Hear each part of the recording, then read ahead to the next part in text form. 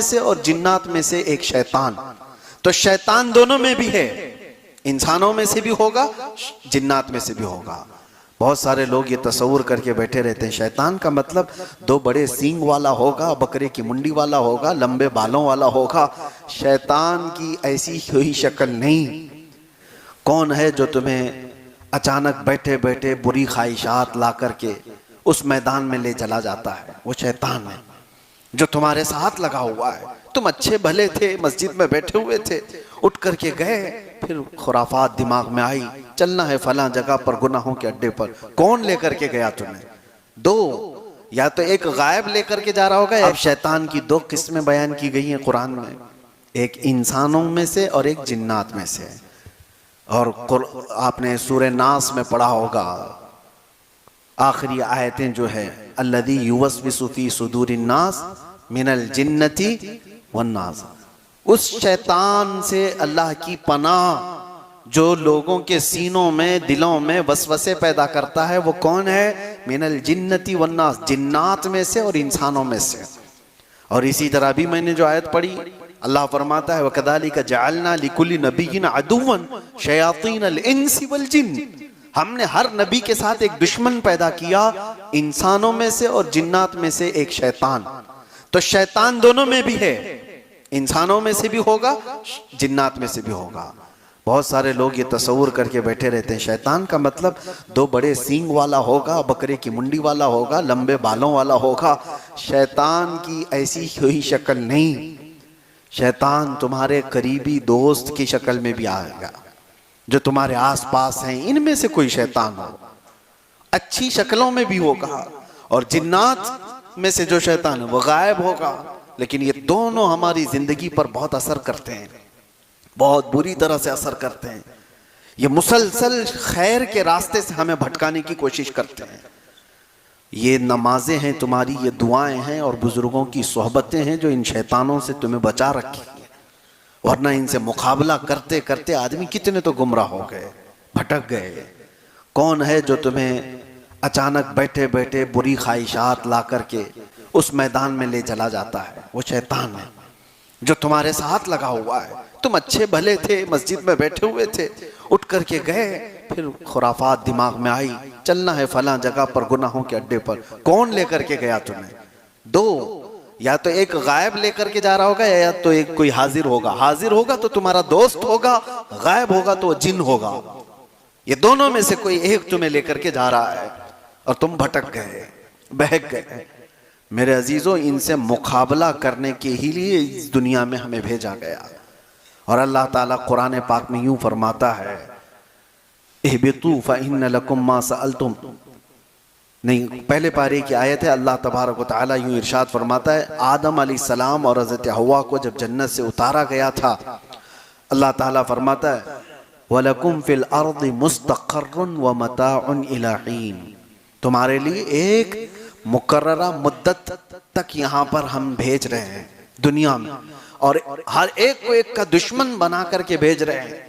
यानी शैतान को इंसान का दुश्मन बना करके भेजा गया है। इससे मुकाबला करते रहो और वापस तुम्हें हमारे पास आना है और हम तुम्हारे अमाल का सवाल करेंगे।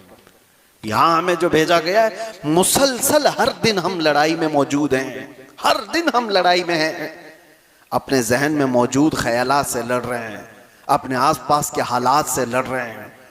और अगर ये दुश्मन ना होता तो आप अल्लाह की ज़ात पर यकीन कैसे करते? उसकी बारगाह में झुकने की और दौड़ करके आने की आपके अंदर जो तमन्ना है वो कहाँ रह जाती? इसीलिए मैंने शुरू में ही कहा, अगर दुश्मन ना हो तो आदमी ढीला पड़ जाता है और उसे किसी चीज़ की हाजत ही नहीं रहती, ज़रूरत ही नहीं होती। मैंने एक दानिश्वर से पढ़ा था, जापान वाले लोग, ये तवज्जो से सुनिए, मछली खाने के बड़े शौकीन, और वैसे भी उस तरह के ये जो लोग हैं चाइनीज टाइप के, इनके यहाँ मछली का रिवाज ज्यादा है। लेकिन जापानी लोगों का उनकी एक आदत ये थी कि वो ताज़ी मछली खाते थे। तो होता ये कि समंदर से मछलियां पकड़ करके लाने तक वो बासी हो जाती, मर गई होती, क्योंकि 2-2 दिन 3-3 दिन के बाद मछुआरे आते थे बड़ी मछलियां लेकर।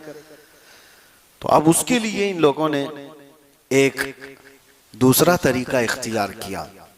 कि नहीं ताज़ा मछली खानी है, तो एक बहुत बड़े टैंकर जहाज के समंदरों में भेजे गए। उसमें पानी रहता था, मछलियां समंदर से पकड़ी जाती थी और पानी में डाल दी जाती थी, और पानी में डालने के बाद वो पानी में तैरती रहती थी तो जिंदा रहती, और जब साहिल पर आते तो अभी मछलियां जिंदा ही रहती थी, मरी हुई बासी नहीं होती थी। तो ये चंद दिन तक चला, लेकिन ये भी फेल हो गया। क्यों? वजह ये थी कि लिखने वाले ने लिखा है कि वो मछलियां जो समंदर में तैरती थी उस तरह से ये टंकी में नहीं तैर रही थी। यानी छोटी जगह थी, पानी अलग था, तो वो भी सुस्त हो जाती थी, काहिल हो जाती थी। जिंदा तो रहती थी लेकिन काहिल रहती थी, सुस्त। और यहां आने तक सुस्त मछलियां होती थी। तो जापानी लोगों ने ये कहा कि सुस्त मछलियां खाने से हमारी तबीयत में भी सुस्ती ज्यादा ना आ जाए, हमें एक्टिव चाहिए, हरकत वाली। जानते हैं, उसके बाद उन्होंने एक तीसरा तरीका इख्तियार किया। कहा कि बहुत बड़े टैंकर को तो ले जाया जाता है मछलियां पकड़ने के लिए, अब ये हरकत में नहीं रहती, एक दिन दो दिन के बाद ये ढीली पड़ जाती है। तो ऐसा किया गया, एक शार्क मछली को भी पकड़ा गया छोटी, और उसको इसमें डाला गया। और छोटी मछलियां जो है उसी से तो भागती है समंदर में कि ये अपना लुकमा बना लेती है। तो ये शार्क मछली उनको दौड़ाती रहती, जितने खा ली, और जितने बच गए वो साहिल पर आने तक बिल्कुल एक्टिव हरकत वाली मछलियां होती थी, उनको लेकर के जापानी लोग खाया करते थे। तो उस दानिश्वर ने कहा ये वाकया लिख करके कि ये शार्क मछली इसलिए छोड़ी गई थी कि इनको एक्टिव रखा जाए, हरकत में रखा जाए, और ये दौड़ती रहती और जिंदा भी रहती, दौड़ती भी रहती। और दानिश्वर कहता है इसीलिए हर एक की जिंदगी में एक शार्क का होना जरूरी है, ताकि वो उसे दौड़ाता रहे और वो भाग करके अल्लाह की बारगाह में आता रहे। हम सब की जिंदगियों में एक दुश्मन होता है, और उस दुश्मन के होते ही हम लोगों के अंदर अल्लाह ताला की तरफ दौड़ने का ख्याल आता है, रब ताला की पनाह मांगने का बार बार ये एहसास होता है।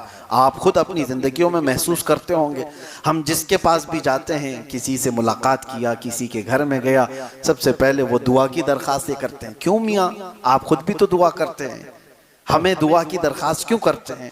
और फिर अगर तफसील से कहेंगे तो यही कहेंगे कि हजरत फला फला मामलात में बहुत घिर गया हूँ, लोगों की नज़र बहुत है, आप दुआ करें, अल्लाह बुरी नज़र से बचाए। ये कॉमन दुआ है, सबके लिए है।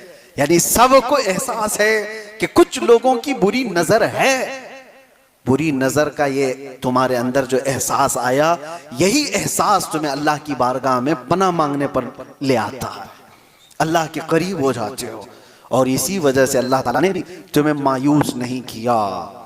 कुरान में अल्लाह फरमाता है फला तख्शौहुम वख्शौनी, उनसे मत डरो, मुझसे डरते रहो। लेकिन है कि अल्लाह के पास तो आओ, दुश्मन तो है तुम्हारे, लेकिन डरो मत। अल्लाह फरमाता है मेरे दरबार में आओ।